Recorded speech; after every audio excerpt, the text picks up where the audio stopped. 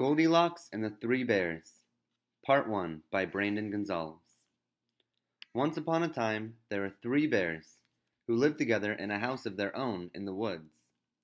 One of them was a little small wee bear, one was a middle-sized bear, and the other was a great huge bear. They had each a pot for their porridge, a little pot for the little small wee bear, and a middle-sized pot for the middle bear, and a great pot for the great huge bear.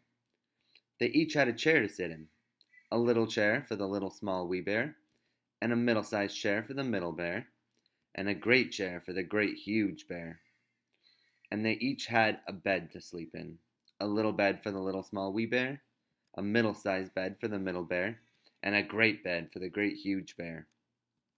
One day, after they had made porridge for their breakfast and they poured it into their porridge pots, they walked out into the woods while the porridge was cooling, that they might not burn their mouths by eating it too soon. While they were walking, a little girl came to the house. This little girl had golden curls that tumbled down her back to her waist, and everyone called her Goldilocks. Goldilocks had been walking through the woods on the way to visit her grandmother, but she had taken a shortcut and lost her way. After wandering around the woods for a very long time and starting to despair of ever seeing her grandma or her parents again, she came across a house. She was very relieved, because she was certain that whoever lived in the house would help her. You see, she did not know that the house belonged to the three bears.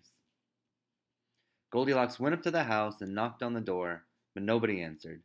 After a while, she looked through the window and saw the porridge on the table that the bears had made for their breakfast. She said to herself, "Oh, how I wish I could eat some porridge. I'm so very hungry." Perhaps Goldilocks should have waited until the bears came home, and then perhaps they would have given her breakfast. For they were good bears, although they were rough or so, as the manner of a bear is, but still good-natured and hospitable. Goldilocks did something rather naughty instead. She tried the latch of the door of the house and found that it was open, because you see the bears didn't expect that anyone would come along and steal their porridge, so they hadn't bothered to lock the door of the house.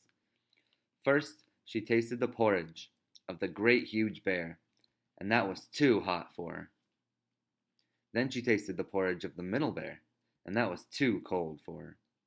Then she went to the porridge of the little small wee bear and tasted it, and that was neither too hot nor too cold, but just right, and she liked it so well that she ate it all up.